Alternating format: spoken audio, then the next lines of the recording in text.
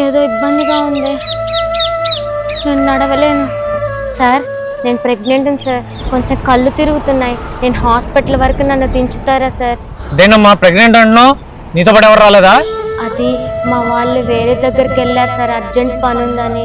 వెళ్ళవమ్మా, మాకు లేవు అర్జెంట్ పనులు, మీ వాళ్ళకైనా? ఏంటమ్మా నువ్వు చెప్పేది? నాకు అర్జెంట్ పని ఉందని చెప్తున్నాగా.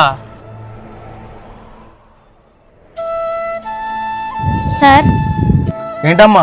నాకు కొంచెం బాగాలేదు సార్, కళ్ళు తిరుగుతున్నాయి, కొంచెం నన్ను హాస్పిటల్ వరకు దించుతారా సార్? సరే అమ్మా.